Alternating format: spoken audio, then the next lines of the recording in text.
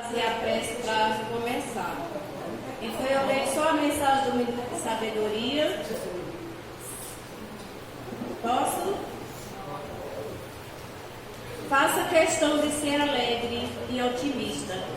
Nada na terra pode destruir a felicidade do homem otimista e alegre. Se lhe chegarem dores, receba-as com calma e não se deixe atingir por elas. Não coloque sua felicidade no que lhe vem de fora. Construa sua felicidade dentro de você mesmo, fazendo consistir sua aventura no progresso constante da vida, do espírito, na sabedoria do coração. Resumindo essa mensagem, a felicidade é conquista nossa e a infelicidade também.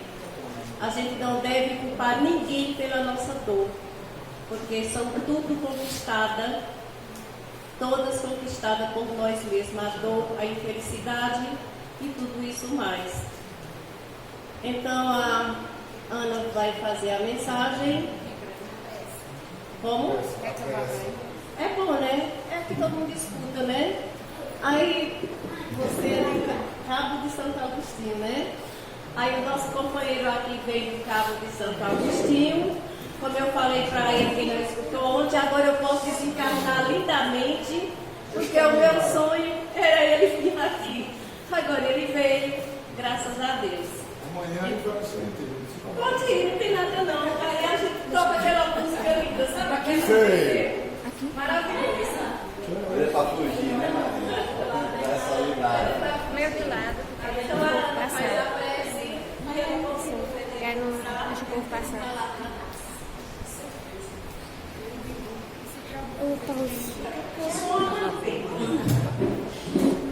Antes de qualquer coisa, vamos agradecer ao nosso Pai Criador por estarmos vivos e acordados e aqui no centro. Antes de qualquer coisa, te agradecemos, Pai, por mais essa oportunidade de estarmos aqui.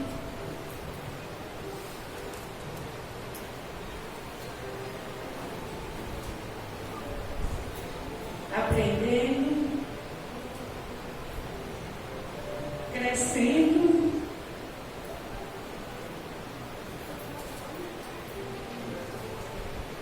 como espíritos e como seres humanos. Nos abençoa, permita que possamos aprender, praticar sempre em busca da nossa evolução espiritual. Que possamos aproveitar todas as oportunidades. Que sejamos melhores cada dia mais. Como foi dito na mensagem, nossa felicidade é de nossa responsabilidade. Então, que sejamos responsáveis pela nossa e pela do próximo. Nos protege e nos dá, Senhor, sabedoria para sabermos andar com nossas próprias pernas. Agradecemos a todos que aqui se encontram, visíveis e invisíveis, que possamos ter uma bela manhã de conhecimento, de paz e de amor para sempre, e hoje sempre. Que assim seja. E agora, dando continuidade, nosso querido irmão Fred.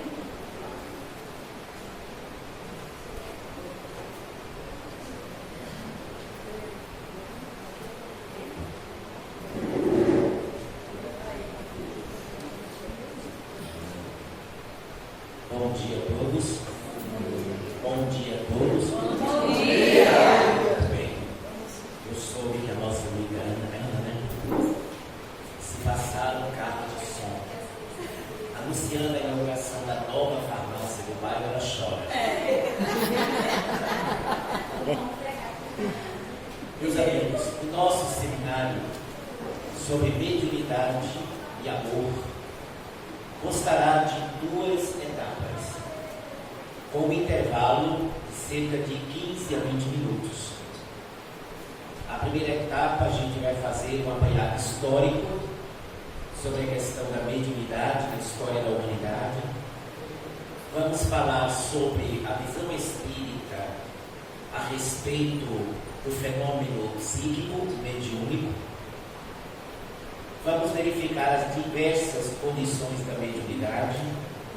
Na etapa posterior, nós vamos fazer uma análise de como a mediunidade em si se processa e por que é que Allan Kardec coloca todas as criaturas como médiums, embora a gente vai fazer uma distinção entre o médium propriamente reconhecido e aquele que a tem sem saber que a possui.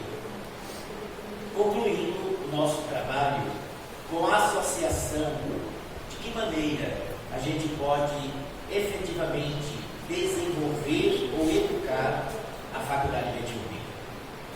Enfim, o clímax da abordagem será a associação direta entre mediunidade e amor. Então, nós vamos fazer uma abordagem, vamos procurar fazer um clima de mais agradável possível, menos cansativo possível para vocês, porque eu sei que não é fácil passar a manhã todinha escutando a abordagem, né? Mas a gente vai procurar torná-la aprazível, agradável, gerando bem-estar.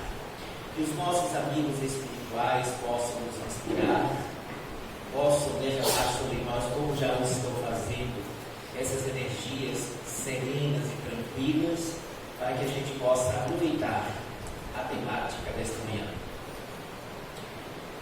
A mediunidade é um dos temas mais fascinantes do Espiritismo. Ninguém desconhece isso. Tanto que as pessoas associam mediunidade com o Espiritismo. E mediunidade não pertence ao Espiritismo, no sentido de doutrina organizada. A mediunidade é uma faculdade de natureza psíquica que tem seu enraizamento no organismo físico da pessoa. É essa a distinção mais adiante que a gente vai fazer entre o médium ostensivo e aquela pessoa que diz que nunca sentiu nada, nunca viu nada, que é uma pedra. Nós vamos ver que até a pedra tem mediunidade. Então isso a gente vai tratar daqui a um tempinho mais adiante no nosso seminário. Portanto, a mediunidade, ela pertence à natureza, assim como todo princípio espírita pertence às leis naturais. Espiritismo não é uma questão de uma religião formal. Espiritismo não é uma religião formal, institucional.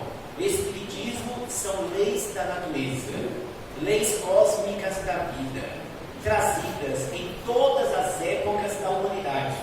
Em todas as épocas da humanidade existiu a presença dos princípios espíritas.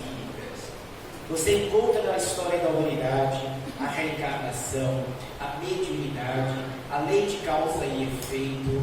O próprio Cristo falou dela, cada um conforme as suas obras. Você encontra, enfim, toda a base espírita sempre esteve, até antes do Cristo, na face da humanidade. Mas mediunidade, especificamente, nós vamos encontrar, por exemplo, quem já estudou a civilização egípcia, sabe perfeitamente que lá eles conheciam a imortalidade da alma e a possibilidade dos invisíveis atuarem sobre a criatura humana.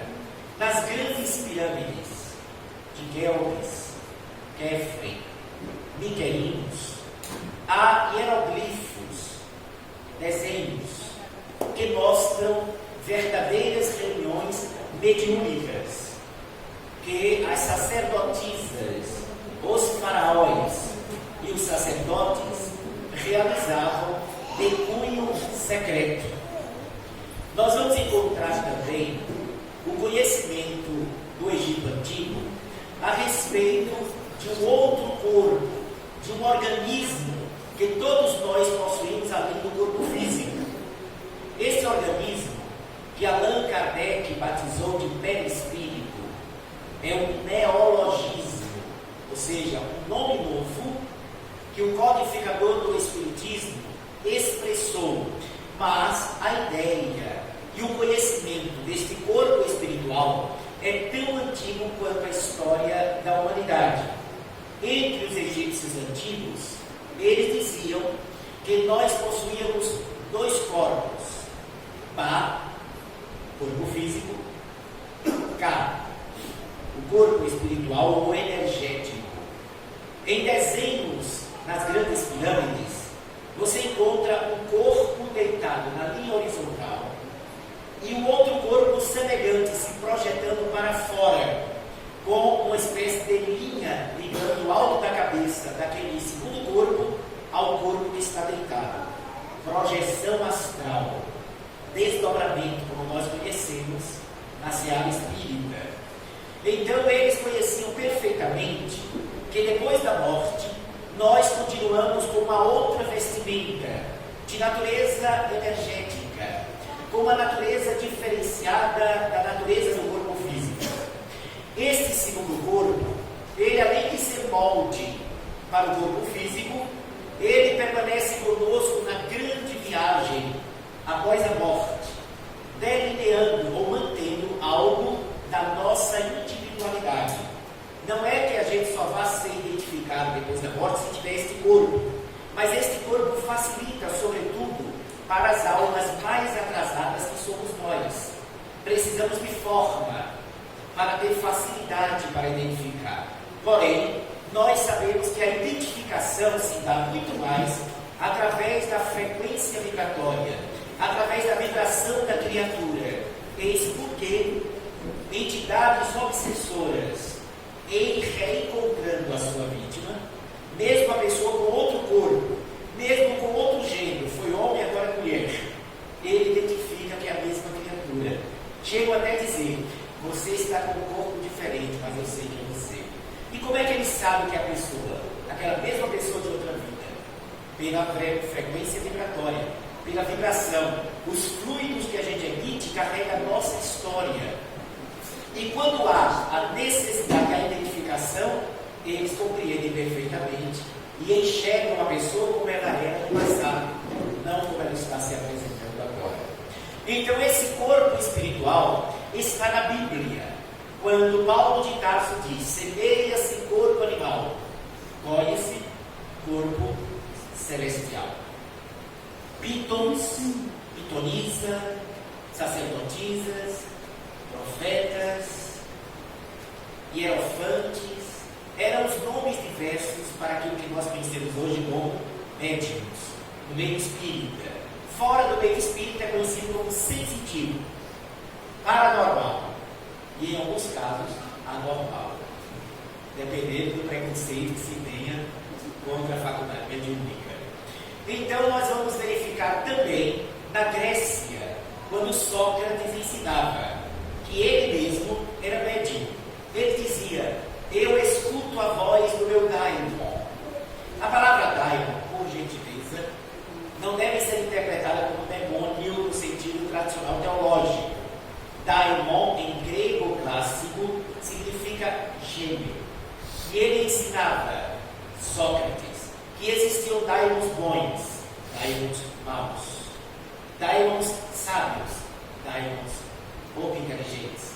Era como ele pregava pelas ruas de Atenas, e ele dizia que escutava o seu daimon, o seu gênio. É um fenômeno de clara audiência. São aquelas criaturas que escutam as vozes que se encontram numa frequência sonora que o ouvido comum e o cérebro comum não capta. Eu vou falar mais tarde, nesta manhã, por que é que algumas pessoas escutam o que os outros não escutam. E não estou falando de esquizofrênico, estou falando de médicos. Por que é que uns veem espíritos e outros não veem espíritos? Há até uma realidade fisiológica que nós vamos explicar nesta manhã. E espero que seja perfeitamente compreendido. Então nós vamos encontrar na Índia Krishna, Rama, ensinando não apenas a imortalidade, como também a possibilidade do contato com os mortos. Na Pérsia, os grandes iniciados persas estudavam as faculdades mediúnicas e eles mesmos entravam em contato com o mundo invisível. na estrutura da Babilônia antiga, o mesmo conhecimento da imortalidade e do contato com os mortos, estabelecendo que seria uma prática muito comum ao longo do tempo. Quando nós pegamos, por exemplo, Moisés, o revelador dos 10 mandamentos do Monte Sinai, Moisés, na concepção espírita, foi um extraordinário médium, sobretudo médium de efeito físico. Aquele ou aquela criatura que consegue, através dos seus fluidos, manipulado pelos espíritos, produzir fenômenos que tocam os sentidos humanos. O que é a tábua da lei, recebida por Moisés no Monte Sinai, senão o fenômeno que nós conhecemos no Espiritismo como sendo pneumatografia ou escrita direta, quando os espíritos, sem utilizar as mãos de um médium, mas agindo diretamente numa folha de papel, ou numa lousa, ou numa pedra, eles imprimem através de fluidos espirituais materializados, graças à presença de um médium de efeito físico poderoso, como foi o caso de Moisés, imprimindo a tábua da lei do Monte Sinai. Moisés, na história bíblica, demonstra ser um extraordinário médium de efeito físico, produzindo fenômenos que foram vistos até os dias atuais da indução como milagres. Como milagre é uma espécie de derrocada das leis da natureza, das leis de Deus, compreendemos nós espíritas que o milagre em si não existe. O que existem são leis que o homem desconhece e que seres mais evoluídos e avançados conseguem utilizar essas leis de maneira produtiva, ou espíritos muito atrasados também podem, ao conhecer a manipulação dos fluidos, produzir fenômenos que possam prejudicar criaturas, desde que essas criaturas tenham débito para com a lei, porque nada acontece se não for permitido pela providência divina. Então Moisés foi um fantástico médium de efeito físico.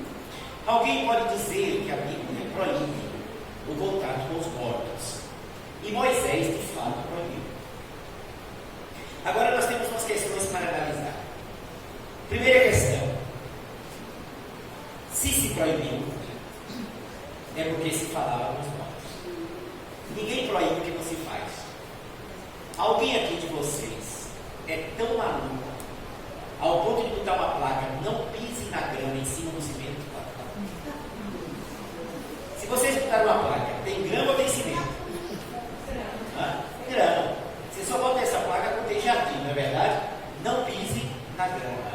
Se Moisés proibiu, é porque se falava com os mortos. E por que é que ele proibiu? O Espiritismo nada proíbe, mas esclarece. Na época de Moisés, há mais de 4.000 anos atrás, a humanidade era muito mais atrasada do que é hoje.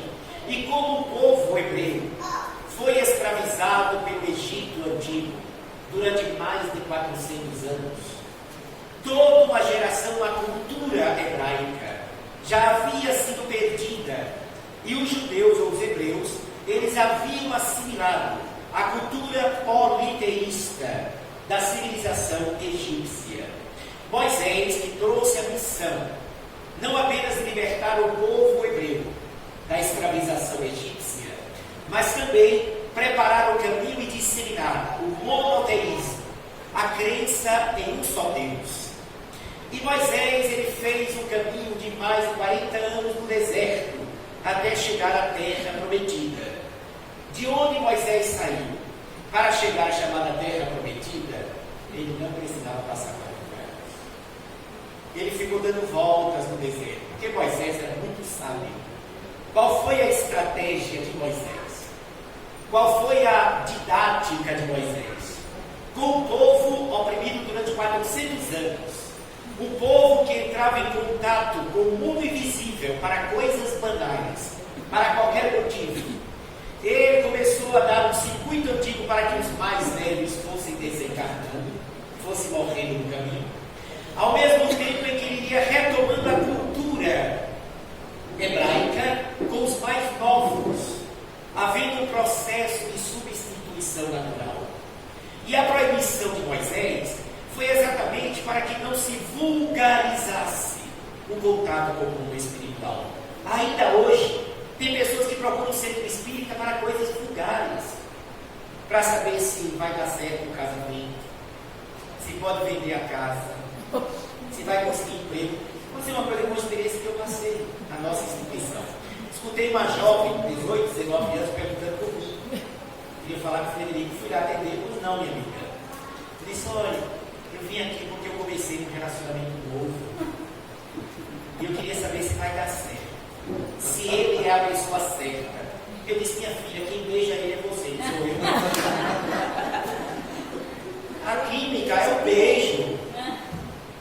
Então as pessoas têm que parar com essa mania de querer transferir responsabilidade. Isso é a vulgarização. A gente não quer assumir decisão. A gente quer que o médium resolva por nós.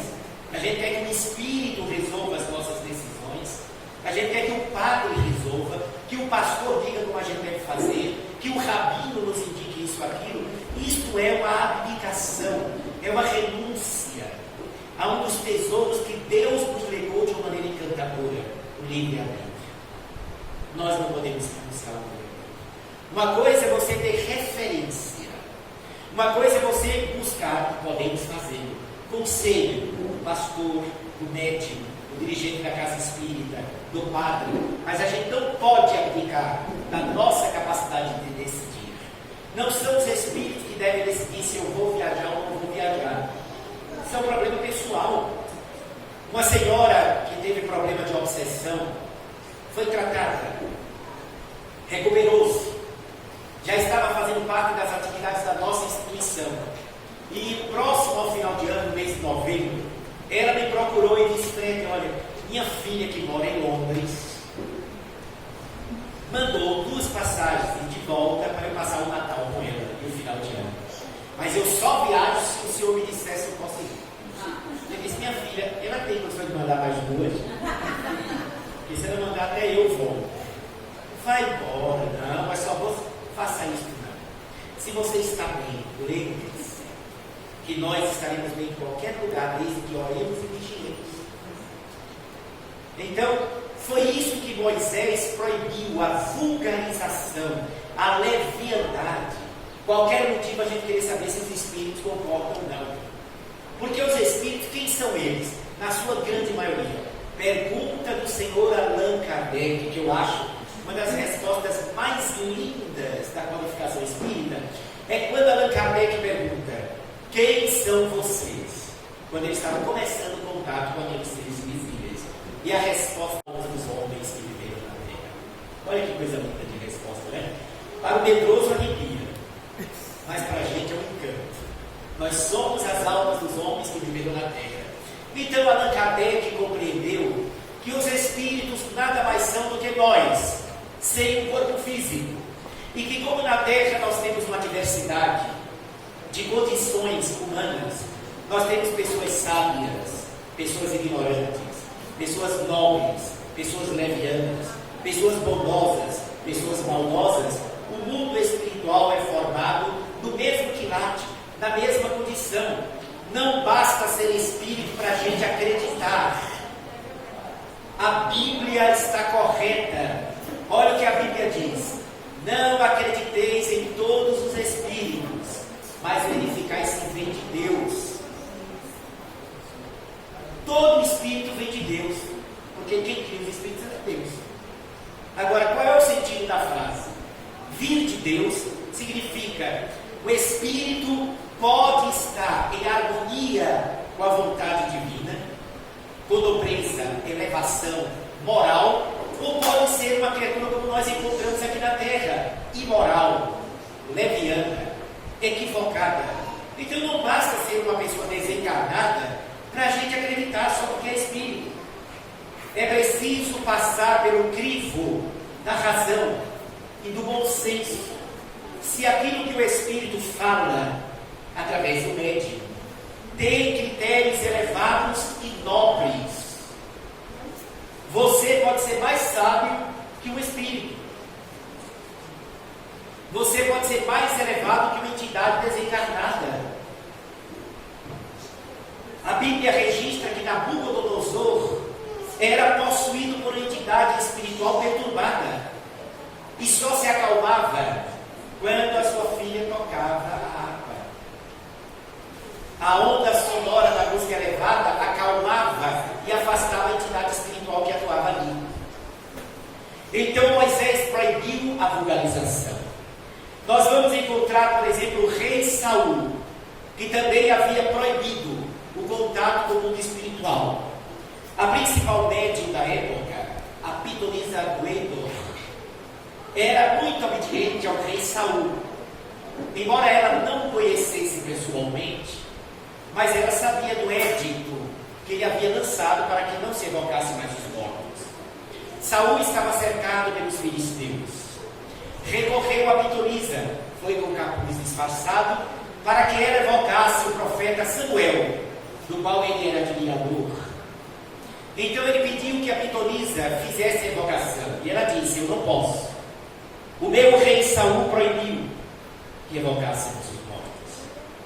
Foi aí que ele tira o disfarce e disse para ela: eu sou o teu rei, e eu te libero para que possas evocar, explicando a situação. Ela evocou, o profeta Samuel aparece, puxa a orelha do rei Saul, que andava fazendo besteira, e ainda diz: se quiseres guerrear, faça, mas não te sairás bem. E Saul perdeu a guerra contra os filisteus. Nós vamos encontrar o profeta Joel dizendo: passou-se diante de mim um espírito e arrepiaram-se-lhe as carnes. É ou não é um sintoma de quem vê vulto? Até hoje é assim. Você está em casa, aí passa alguém para a cozinha. Você está sozinho, aí passa alguém da sala para a cozinha. O que é que acontece? Até careca fica arrepiado. Bate aquele medo e a pessoa fica assustada. Está lá no texto o profeta Joel: passou-se diante de mim um espírito e arrepiaram-se-me as carnes.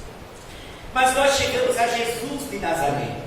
E Jesus foi, além do médium extraordinário, porque médium de Deus, Jesus que é o caminho para a verdade e para a vida, Ele que é do dizer espírita, o guia e modelo da humanidade, Jesus que é o governador espiritual da nossa terra, conforme João, no seu evangelho, antes da terra ser, Ele já era. A Terra tem 3 bilhões e 600 milhões de anos que é formada, segundo a ciência. Significa dizer que antes de 3 bilhões de anos Jesus já era puro. E foi o Espírito responsável de cuidar da nossa humanidade. Pois bem, além de Jesus do Cristo ser o médium de Deus, Ele falou a Espíritos. Exemplo: ele estava em Gadara, uma região que estava atormentada por muitos jovens possuídos por entidades espirituais malévolas. Era uma obsessão coletiva. Quando Jesus chega em Gadara, já vem um jovem possuído, tomado por uma entidade leviana. E essa entidade já foi chegando e gritando: que temos nós a ver contigo, Jesus de Nazaré? O Cristo olha para ele e pergunta: qual é o teu nome? E a entidade diz: não sou sozinho, chama-me Legião. É aquela passagem em que Jesus expulsa a entidade e os porcos que estavam comendo próximo ao barranco, diz o texto, como se as entidades tivessem entrado nos porcos e os bichinhos caíram e morreram no barranco. Na verdade, na interpretação espírita, não houve a entrada dentro daquelas entidades nos animais. Vamos para a interpretação não literal, mas conforme os conhecimentos que nós trazemos na atualidade. Nós sabemos que os animais, eles não são médiums, eles possuem percepção extrasensorial. É por isso que, por exemplo, o cão muitas vezes fica latindo para a parede. Ele está vendo o espectro, percebendo o espectro e ninguém vê. Ele tem uma reação, demonstrando que ele está vendo alguém ali. O cavalo muitas vezes vem no caminho, em certos caminhos ele para, ele não vai adiante, porque ele se assusta com alguma coisa que está ali. Muitas vezes é a percepção de espectros que estão no local, ou, traduzindo espectro para fantasma, os gatos, quando chegam diante de certas entidades, se arrepiam, e na tradição egípcia, os gatos eram grandes purificadores fluídicos, afastando entidades malévolas da superstição egípcia das pessoas que estavam no local. Então, os animais têm percepção extrasensorial. No fenômeno de Gadara, quando Jesus afastou as entidades que estavam atuando ali, eram entidades de uma fealdade, eram entidades tão feias moralmente, refletindo isso no corpo espiritual delas, que os animais, sentindo aqueles fluidos densos e vendo aqueles espectros terríveis, se assustaram, estavam próximos ao barranco e tombaram nele. Portanto, na interpretação nossa espírita, os seres não entraram nos animais, os assustaram e eles caíram no barranco. Esta é uma interpretação espírita para esta passagem.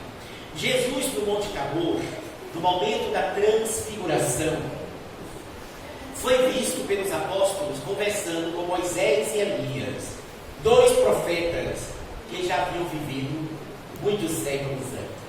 Embora a tradição bíblica diga que Elias fora arrebatado num carro de fogo, na interpretação espírita, ninguém deixa de morrer quando está na carne. Moisés, no entanto, desencarnou, deixou a carne pelo fenômeno tradicional da morte. E se ambos já estavam ali conversando, Elias havia vivido cerca de 800 anos talvez antes de Cristo, e Moisés 1000 e tantos anos antes de Cristo. Então os dois estavam ali, e eram tão materializados que os apóstolos, empolgados, propuseram construir 3 tendas para que Moisés e Elias continuassem com eles.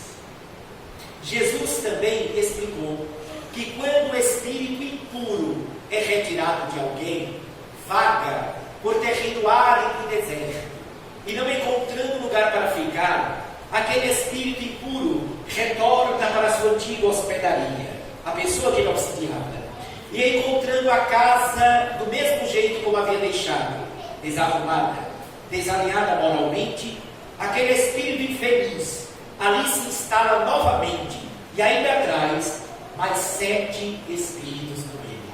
Ou seja, o cabo, além de voltar para obsidiar, ainda trouxe os amigos que ele fez no meio do caminho. A pessoa viu todo o autonomia espiritual.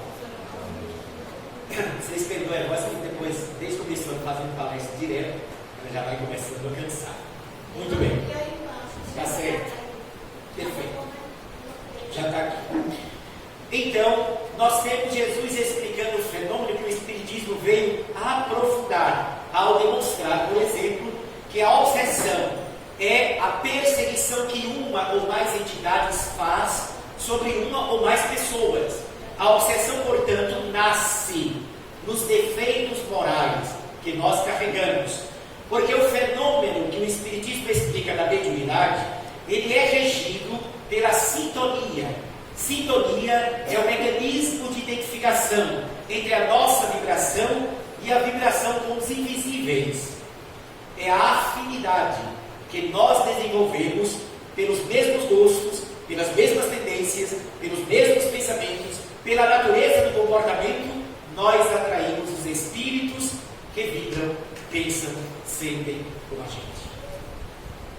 Isto fez com que Emmanuel, o guia espiritual de Chico Xavier, dissesse: toda obsessão começa no obsidiado. É o obsidiado que fornece o alimento para a maldade das entidades infelizes.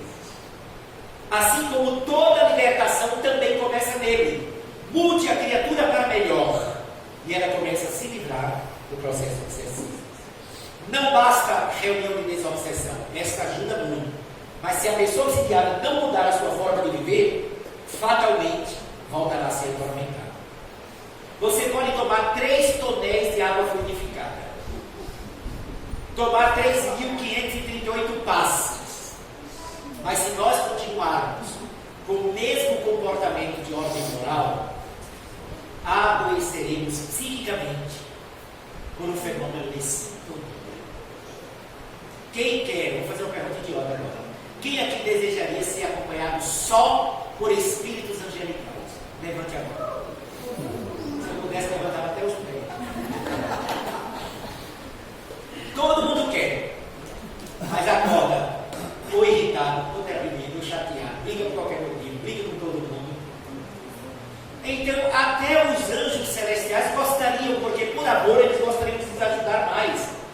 Mas se nós não permitirmos a eles terem acesso à nossa vida mental, como a gente vai poder sentir a presença desses anjos da guarda, desses guias espirituais? Por isso que o Espiritismo desdobrou toda a informação que Jesus disse, porque é no Evangelho que o Cristo nos convida a esta reformulação de natureza interior, ao nos apontar, ao explicar a questão do Espírito impuro, que volta e se instala novamente quando vê que a gente está desarrumado do mesmo jeito. E quando ele diz no Sermão do Monte, o maior discurso que a humanidade já ouviu, o Sermão da Montanha é incomparável tesouro que a gente precisa estudar melhor. É deste tesouro monumental que Jesus de Nazaré diz-nos que nós somos o sal da terra e a luz do mundo. Ao contrário do que os cristãos, lamentavelmente equivocados, que pena, nós não entendemos ainda Jesus. Continuamos transformando Jesus no garçom para atender aos nossos caprichos. É mais fácil pedir que Jesus nos faça feliz do que a gente se movimente para construir a felicidade pela nossa adesão ao seu Evangelho. É mais fácil dizer que Jesus é o meu pastor do que eu perdoar quem me feriu. É mais fácil eu tomar um passe no centro espírita do que eu tirar a mágoa do meu coração. Por isso que a gente se acostuma a ler com menor esforço. Quando o próprio Cristo jamais ensinou isso. Olha o que é que ele ensinou para a gente. Vê só. Aquele que quiser vir após mim, pegue a sua cruz e siga. O que é pegar a cruz? Pegue seus problemas, seus desafios, suas dificuldades. Agora venha por onde eu apontei, por onde eu segui. E por onde ele seguiu? Ama o teu próximo como a ti mesmo. Faz ao outro o que gostarias que o outro te fizesse. Não é faça ao outro o que ele faz com você, não. Porque se ele trata bem, eu trato bem. Mas se ele tratar mal, eu vou tratar mal? Não, ele diz. A primeira ação é nossa. Faça ao outro o que você gostaria que ele fizesse com você. Quem aqui gosta de receber carinho? Levante a mão, carinho. É uma delícia, né? Então, se eu gosto, eu devo, numa ação prioritária, dar aos outros. Ninguém pode colher o que não planta. Por que eu quero receber atenção, carinho, respeito, se eu não dou respeito, atenção e carinho? É lei de causa e efeito. A cada um, conforme suas obras. Vós sois o sal da terra. O que é que isso quer dizer, gente? Isso é Jesus dizendo, sejam proativos, sejam dinâmicos, não sejam acomodados. Não sou eu que vou viver com você. Porque quando ele diz, vós sois o sal da terra, ele está dizendo, se a sua vida está insípida, se a sua vida está sem sabor, quem tem que dar sabor à sua vida é você. Você é o sal da terra. É essa a interpretação mais essencial. O que é, para que serve o sal? Vocês que cozinham bem. Sabor. Eu fui perguntar isso lá em Minas Gerais, estava no Poço de Caldas, no evento. Eu disse, para que serve o sal? O Cristo falou assim, salgado. Eu nunca vou almoçar na casa desse homem na minha vida. Não é? Ajudar no tempero, no sabor. Significa dizer, se eu sou o sal da terra, eu que tenho que dar sabor à minha vida e produzir estímulo para o sabor no caminho do outro.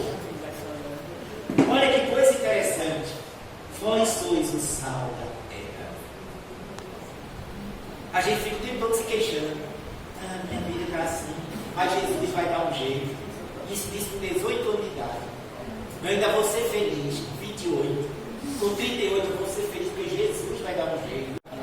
78, Jesus vai me fazer feliz. 88, morre infeliz. Jesus não escutou? Não, gente. Jesus já entregou para a gente toda a ferramenta para a gente ser feliz. O seu Evangelho. e nos estimulou dizendo: você é também a luz do mundo. Por que a gente teima em se sentir em trevas? A treva nada mais é do que o nosso afastamento das leis de Deus. A partir do instante que você se renova e busca entrar em sintonia com as leis morais da vida, você se acende. Brilha a vossa luz. Ele está dizendo que a gente é luz o tempo inteiro. Olhe para mim. De novo. Não tire os olhos de mim. Aproveite. Você está olhando para a luz de Deus. Eu não sou treva. Eu sou constituído pela luz divina. Vocês também. Agora, quando a gente não vivencia, tanto quanto a gente possa, a grande mensagem da Boa Nova, que é o maior roteiro de iluminação para a vida do ser humano, a gente entra em desequilíbrio, em desarmonia, em estado de infelicidade, em enfermidade psíquica e emocional. Então Jesus aponta no Sermão do Monte como viver de uma forma sadia, dizendo ainda que o reino de Deus não está ali ou acolá, texto bíblico, do Evangelho. O reino de Deus está onde? Acessar este reino é uma decisão da liberdade de cada um de nós. Esse é o caminho. O reino já está aí. Quando a gente fala reino de Deus, a gente fala o quê? O Éden, o paraíso. Todas as religiões dizem que existe o paraíso. Cada um de conformidade com a sua visão. Pois bem, vocês que entendem de céu, o que é que tem no céu? O que é que a gente encontra no céu? Anjo. Não estou vendo nada, não. Uma coisa mais. Eu vou ajudar você. Vou começar. Amor. Pronto. Amor. Paz. O que mais? Que tem luz no céu? Alegria, felicidade. Luz. Encontra a luz no céu? Sim. Então, quando Jesus diz que o reino está dentro de nós, significa dizer que já está em nós aquilo que a gente fica procurando fora. A gente tem encontrado nas pessoas perfeição, um paraíso. Oh, se eu me casar com fulano, eu vou ser o mais feliz da face da terra. A gente idealiza pessoas, o homem da minha vida, a mulher da minha existência. Responsabiliza pessoas pela sua vida. Porque a idealização faz com que você transfira a responsabilidade. A perfeição que eu não encontro ainda em mim, eu quero encontrar com a outra pessoa.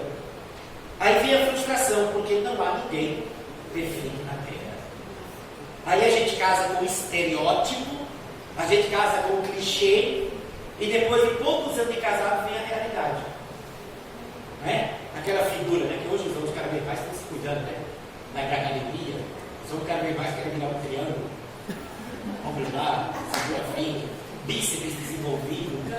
Aí depois de casa, 5 anos depois, meu filho, a barriga cresce, ronca, que é uma beleza, quando está dormindo.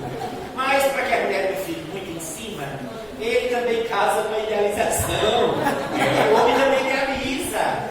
Né? Olha a família assim, ela se produz, porque a mulher sabe fazer isso. Aí ele fica, meu Deus, ele é uma deusa grega. Aí ele casa com a deusa grega. Anos depois ele descobre que ela não é nem grega, e muito menos deusa. Que ela ronca também quando dorme. E o pior, vou apresentar de uma forma mais grave ainda. Baba! Está dormindo. Se não existir amor, aquilo se acaba quando se acaba a matéria. Olha, os homens já se manifestam, isso é verdade. Elas também se manifestam. Eu não quero fazer um plano de gênero. Então, gente, nós idealizamos e projetamos sobre pessoas, não entendendo que Jesus nos convidou a acessar este reino. Mas, Fred, o tema não é mediunidade e amor, estamos falando tema. Na sutileza, vocês vão entender mais adiante por que eu estou falando sobre isso. Então, Jesus é uma apoteose de mediunidade. O Novo Testamento é o encanto do contato do mundo espiritual com a terra. E os Atos dos Apóstolos? Porque são os Atos dos Apóstolos que dão fenômenos da mediunidade. Pedro curando com a sua sombra mediunidade de cura? Paulo de Tarso escrevendo: não profetizeis todos de uma só vez. Reunião mediúnica. Ou seja, não deem passividade todos de uma só vez, porque vira uma balbúrdia. E diz mais o grande apóstolo dos gentios, que existe uma diversidade dos carismas.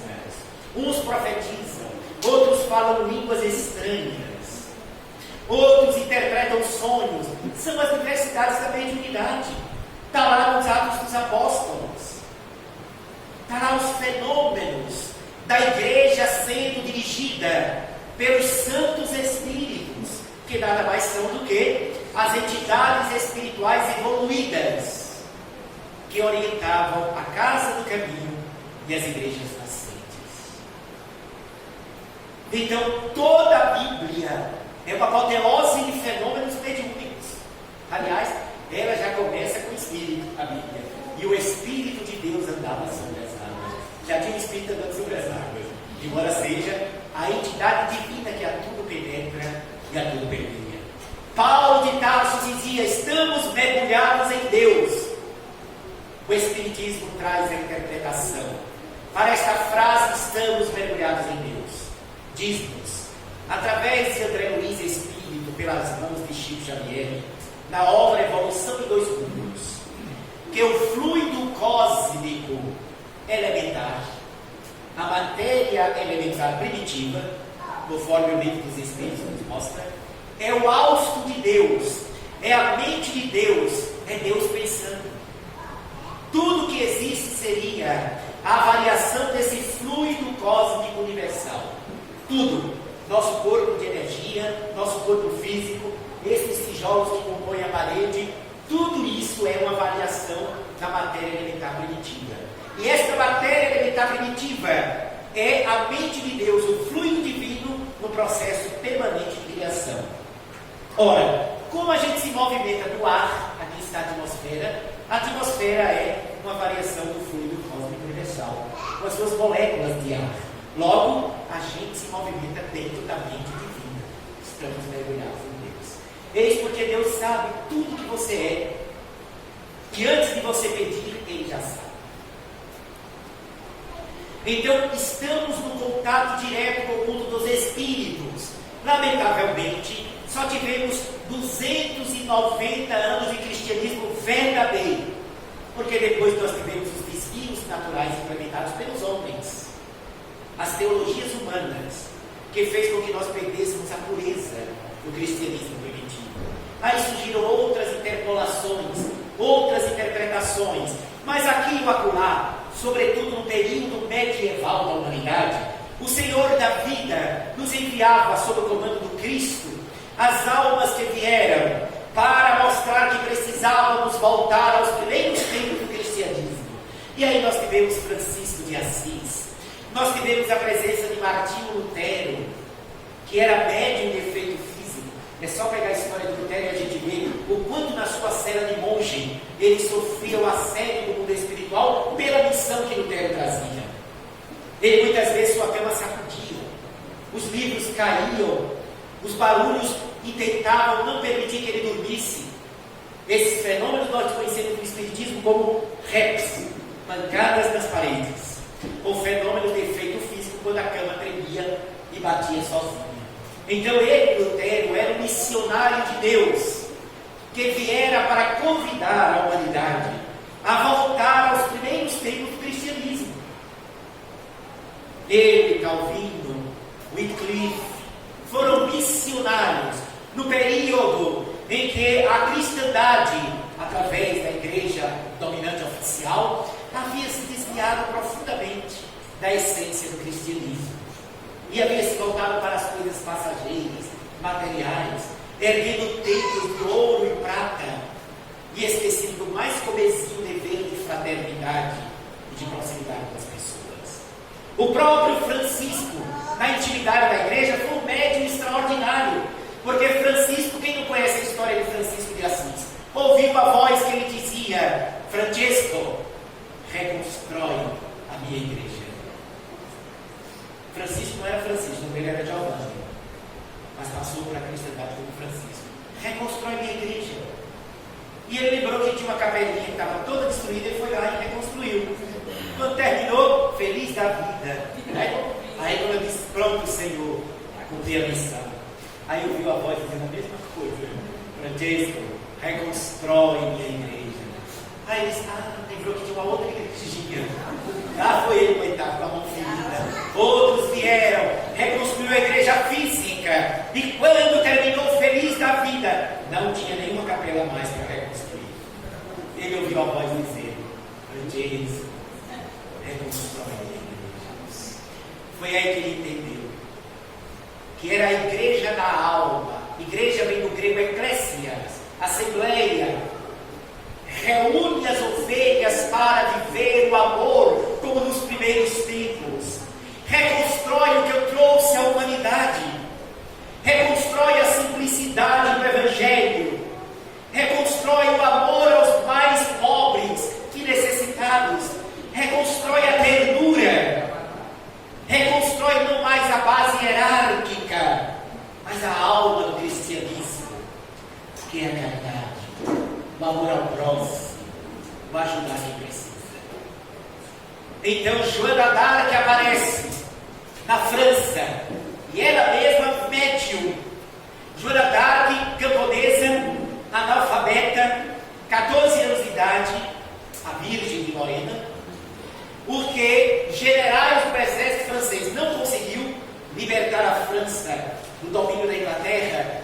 Ela, guiada pelos espíritos celestiais, ela ouvia e via os espíritos. Tanto ela ouvia e via porque ela dizia que eles traçavam a estratégia, como ela devia guiar o exército francês. E ela via porque quando ela foi traída e feita prisioneira, os seus algozes perguntavam, através de chacota, quando você vê os anjos do Senhor, eles estão nus ou vestidos? Mostrando que ela via. Olha a resposta dela. E tu achas que Deus não tem com que vestir os seus anjos? Que resposta maravilhosa, né? Então Joana d'Arc, que foi martirizada, queimada na fogueira, era médium. João Rus, queimado na fogueira na Boêmia, porque pregava a imortalidade da alma e a possibilidade de contato com o mundo invisível. Giordano Bruno, também queimado na fogueira da igreja, na Inquisição, porque ele mesmo também dizia, não apenas que a alma era imortal, não apenas que se podia falar no mundo invisível, como também pregou que a Terra não era o centro do universo, que na casa do meu pai existiam muitas moradas. Portanto, Giordano Bruno, que era um admirador da astronomia, dizia que as estrelas eram cercadas por outros mundos, que deveria existir outras humanidades nesses mundos. Foi queimado o bichinho, porque defendeu o que Jesus ensinara. Então vejam que sempre na história da humanidade existia a presença do contato do mundo espiritual na Terra, independente do nome que se dê. Entre os índios, xamãs. No Egito Antigo, sacerdotisa ou hierofante. Na Grécia, pítons, pitonisa. Entre os judeus, profetas. Na parapsicologia, sensitivos ou paranormais. No povo esotérico, nós seríamos os iniciados. Somos os médicos. Mas coube no ano de 1848 a humanidade começar a ver uma outra realidade em torno disso. Tirar a mediunidade da visão fantasiosa. Trazer através do espiritismo uma visão humana de quem são os médiuns e do que é a mediunidade.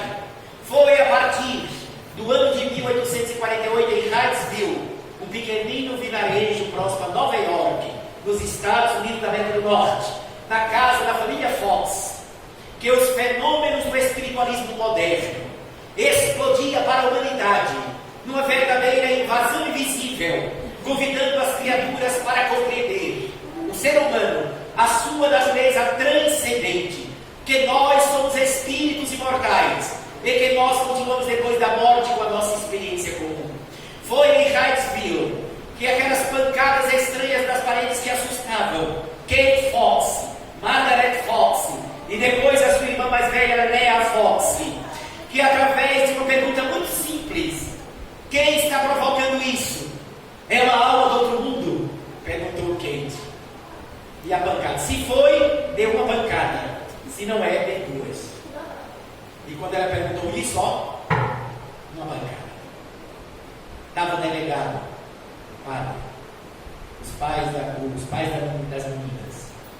E aí, através das pancadas, que convencionou ser o alfabeto. 3 pancadas, letra C. 4 pancadas, letra D. Imagina como era demorado, né? Se o Espírito quisesse falar a letra Z, haja tempo. Mas aquele ser, através da pancada, disse: eu sou Rosman, deu o nome. Fui o mascate, que antes de vocês morarem aqui, fui assassinado pelo morador desta casa, porque eu pedi para passar a noite e ele permitiu. E me matou para ficar com os meus pertences. Meu corpo está sepulto no porão da residência.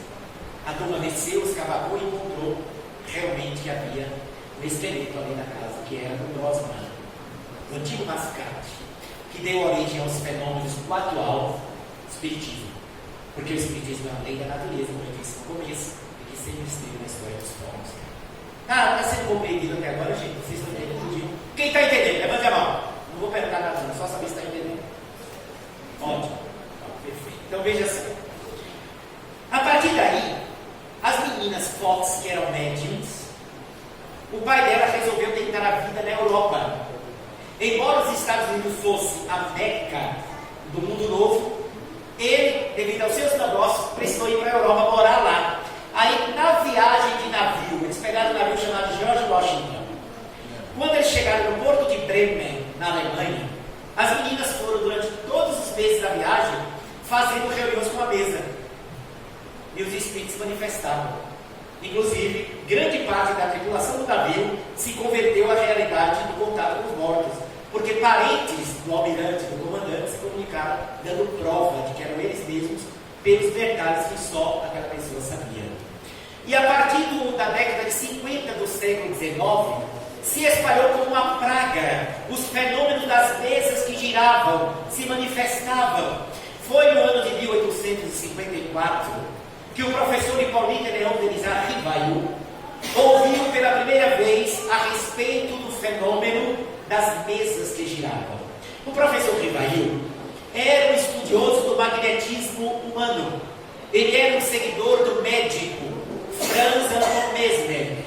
Mesmer foi visto como um charlatão, porque ele acreditava que havia uma energia invisível em nós, que a pessoa estendendo a mão poderia transmitir essa energia, curando ou até magnetizando ou hipnotizando pessoas. Rivail era um estudioso do magnetismo, mas ele era um homem iluminista, ele era cético. Rivail não acreditava em qualquer coisa de vida espiritual, não. Tanto é verdade que um amigo dele, que também era estudioso do magnetismo, o seu Fortier, um cara muito empolgado, disse: professor, o senhor precisa assistir umas reuniões que eu estou frequentando. As mesas estão tremendo e se movimentando sem que ninguém toque nelas. E aí o professor Rivail, vendo aquela empolgação toda, ele era calmo, circunspecto. Ele disse: meu amigo Fortier, não vejo nada demais nisso. Provavelmente, o magnetismo das pessoas presentes está sendo irradiado, envolve a mesa e provoca as vibrações. Interpretação profundamente irracional. Poucos meses depois, o mesmo Fortier se aproxima e diz: professor, a mesa não está apenas tremendo e se movimentando, não. Ela está respondendo às nossas perguntas. Aí ele diz: espera aí. Até que você me prove que uma mesa tenha cérebro para pensar, nervo para sentir e possa ser magnetizada, me permita não acreditar. Foi numa terça-feira do mês de maio, numa noite sem luar, que o professor Rivail foi assistir a primeira reunião mediúnica da sua vida, na casa da família de Brandesson. Médium principal era a menina, adolescente, Mademoiselle de Brandesson. Eles passaram 20 minutos, vamos fazer a reunião, vamos. Quando o professor Rivail chegou lá, ele já ficou bem impressionado. Quem estava lá? O senhor Pantier, também estudioso do magnetismo, mas um homem calmo, cético, cientista. E ele pensou, se Pantier está aqui, é porque é algo sério. Já ficou mais à vontade. Vamos começar a reunião. Na época de Kardec, precisava fazer aquela chamada fechamento de corrente. Aí figurava o dedo mindinho de um, segurava o dedo mindinho do outro. 20 minutos sem nada. A mesa não fez nada.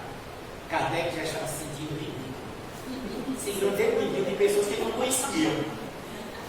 Quando ele pensou em ir embora, só se escutava o relógio de parede que estava acima dele. Aquele silêncio e, de vez em quando, uma charrete que passava. Quando ele pensou, eu vou embora, isso é ridículo. A mesa tem um estalido forte. Ele tomou um choque, mas ele disse, talvez seja só a dilatação devido à temperatura. Mas aí, então, alguém perguntou, alguém deseja se comunicar? E a mesa. E aí começou. O próprio Rivail fez perguntas. E perguntas profundas de filosofia, de religião. Cada reunião que ele ia, quando o Rivail estava presente, as respostas eram elevadas. Quando ele buscava uma pergunta tão boba que só entidades levianas e enganadoras muitas vezes se manifestavam. Então ele foi percebendo que havia algo sério. Provavelmente ali talvez estivesse a resposta para as graves questões que sempre atormentaram a alma humana. De onde a gente veio? Por que é que a gente está aqui na Terra? Para onde a gente vai depois da morte? Então, ele foi na casa do seu Boldan, foi na casa do seu Itajavi, ele criou o seu próprio grupo, e as mesmas perguntas que ele fazia num grupo, fazia em outro, e as respostas iam batendo, as que convergiam, e que eram sérias, ele foi organizando, porque viu que havia coerência, havia respostas elevadas sobre a questão. Quando ele perguntou, aquela pergunta que está na questão 625 do Livro dos Espíritos, qual o modelo mais perfeito que Deus concedeu como exemplo para a humanidade?